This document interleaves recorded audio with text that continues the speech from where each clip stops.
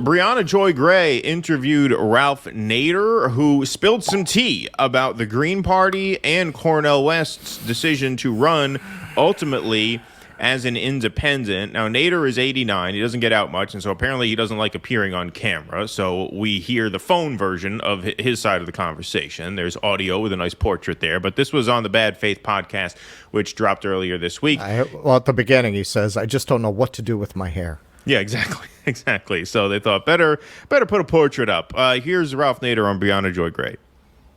Last question about something that was in one of the interviews. I think it was in one of the articles. I think it was in the story about Cornel West. It described you as actually advising Dr. West to run as an independent as opposed to on the Green Party ticket. And I wondered about that advice and what you make of his departure from the Greens. That'll be my last horse race question for you. Well, I know Cornel West. He's not an organizational person. He likes to be free and clear.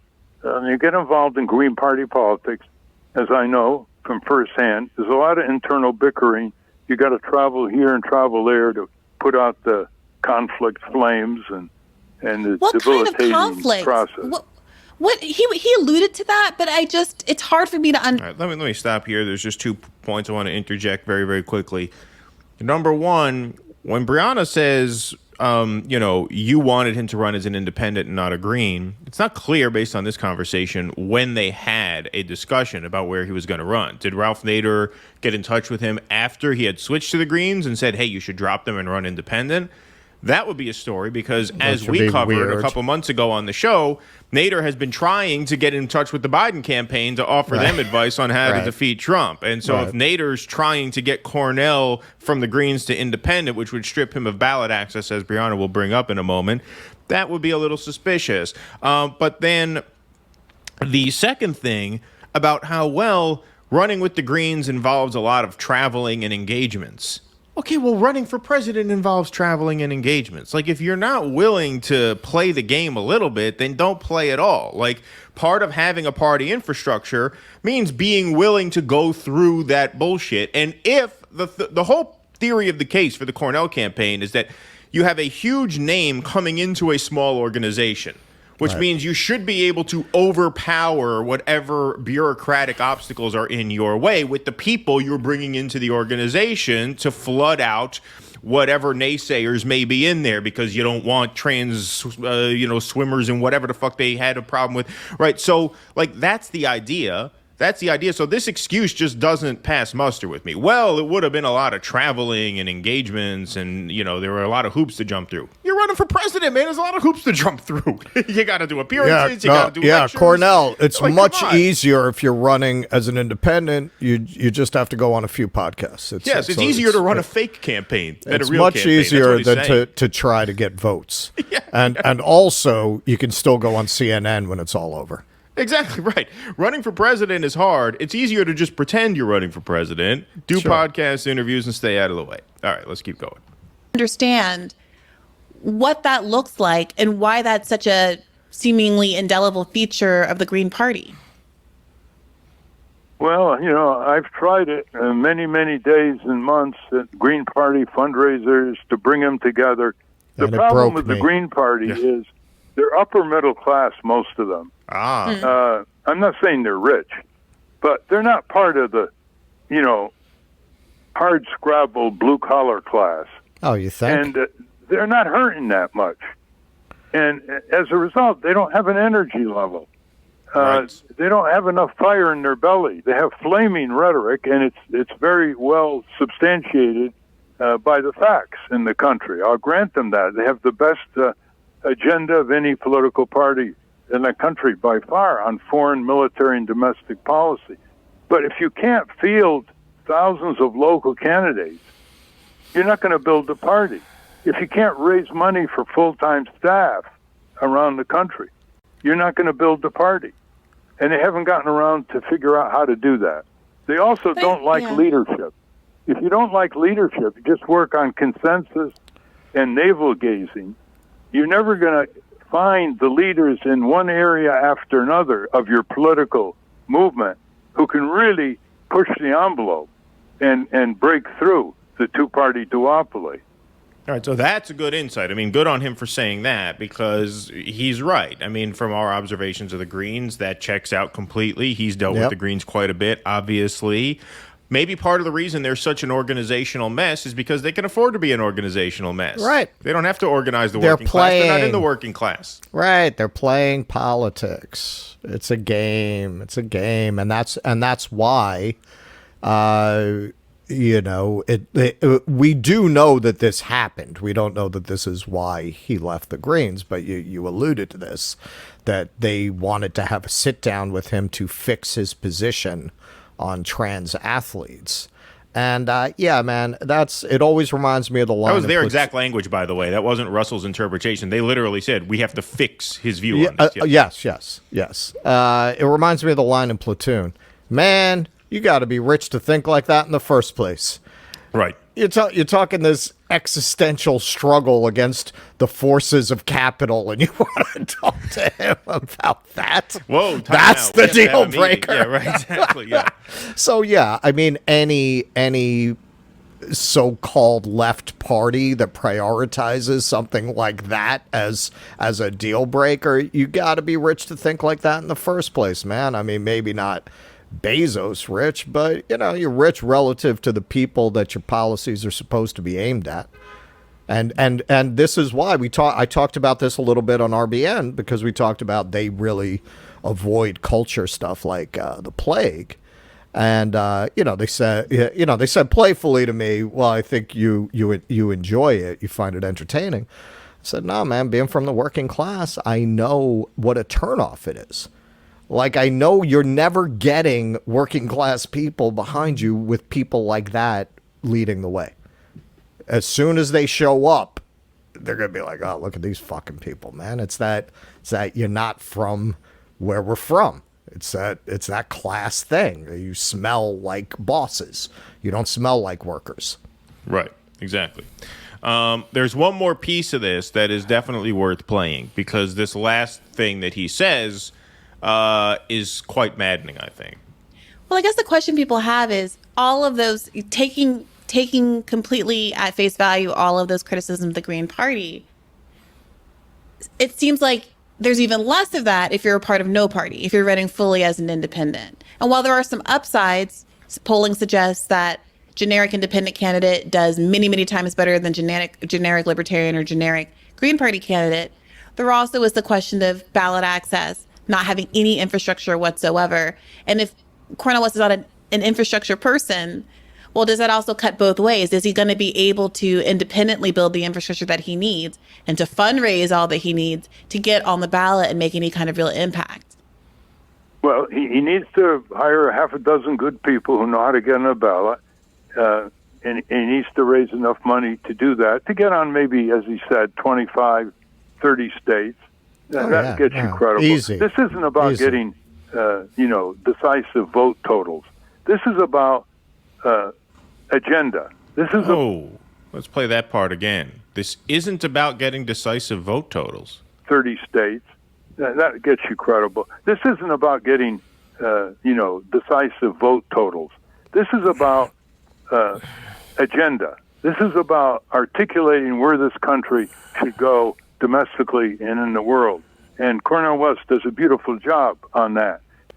This isn't about getting decisive vote totals. This is about an agenda, articulating an agenda. This is the part of this that's infuriating. This is the part of this that I was concerned about from day one. And this has been my answer to people who were like, yeah, well, Cornel, he's not really serious, but it's still good that he's getting the message out. This is not the year to get the message out. And this speaks to what he said earlier about how they have no organizational skills or no desire to organize better. Every third party after Biden won in 2020 should have been eyeing 2024 as their opportunity to pounce. Pounce meaning make a major impact, because as soon as Biden won, it became very likely, since we all pretty much knew Trump was going to run again, that 2024 was going to be a rematch of two failed presidents, which creates a once-in-a-lifetime opportunity. I forget when it was. This happened once before in American history, the 1890s, where a candidate lost their re-election campaign and came back and ran again and lost again. This never happens. You never get an opportunity like this if you're a third party. This is the time to actually get decisive vote totals. If there's one election in your life where you have to organize as a third party behind decisive vote totals as your goal, it's this one. This is not 2012. Look, if you want to run an issues campaign in most years, okay, fine, God bless, whatever. This is not the year to do that. If you're a third party, if you're serious about wielding power, about obtaining and wielding power and organizing working people's power, you had to view this cycle as a once-in-a-lifetime chance to do it. And what an unbelievable wasted opportunity to come into this with the same old idea of we're just here to raise issues. That speaks to a lack of seriousness. And, you know, Ralph Nader, he made an incisive point just a minute ago where he says the Greens aren't serious about organizing. Well, I'm sorry, Ralph, if you only see this as a messaging campaign, then you're not serious about organizing either.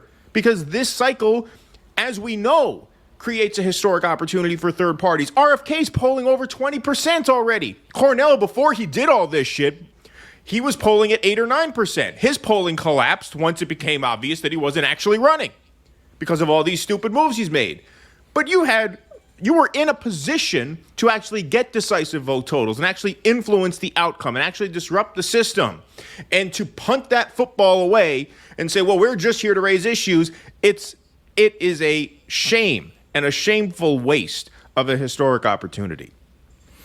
Yeah, this keeps reminding me of the old show and serial, The Little Rascals, where they'd get together and put on a show in a barn. Right. That was the joke, how amateurish the show would be. That's what this is like. Hey, guys, let's put on an election. Let's put on a campaign. Right.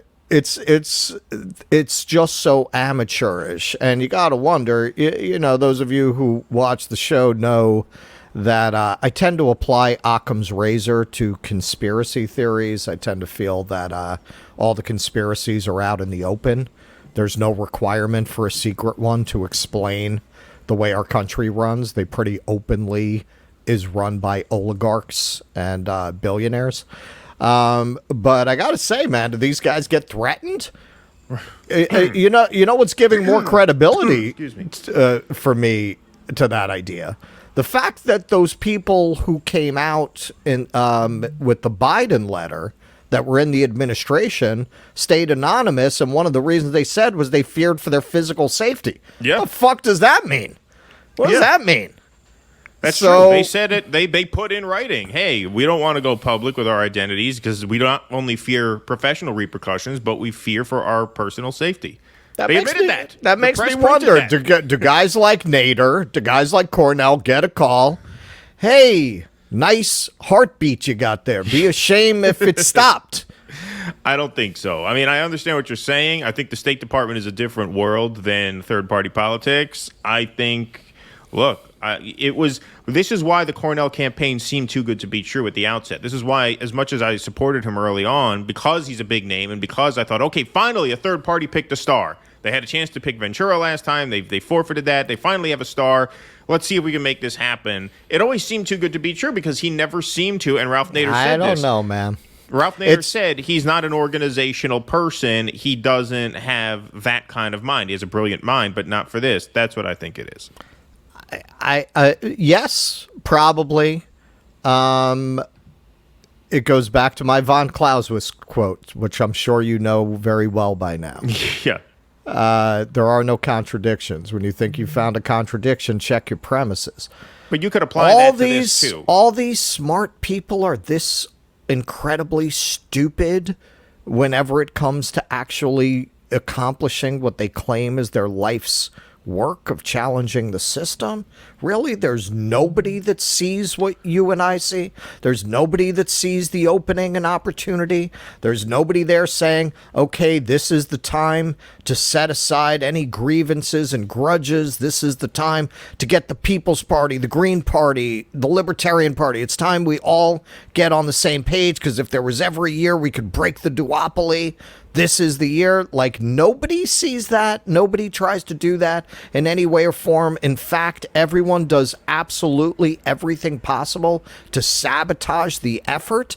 And that's not intentional. I'm sorry, man. I mean, yeah, you could be right. You probably are. But at this point, I have to think that these people intentionally miss the target and pretend it's because they're too stupid to see where the target is. Well, it depends on what you mean by repercussions. Like, do all these people get phone calls from shadowy characters saying, you better stand down? Maybe, but it could also be the case that they just fear repercussions more broadly, right? Not being welcome in professional circles, not getting called to appear on CNN and that anymore, is what I losing tenure at their jobs. Like, there are all kinds. That's of, what like, I have been saying about one, Cornel, but Nader.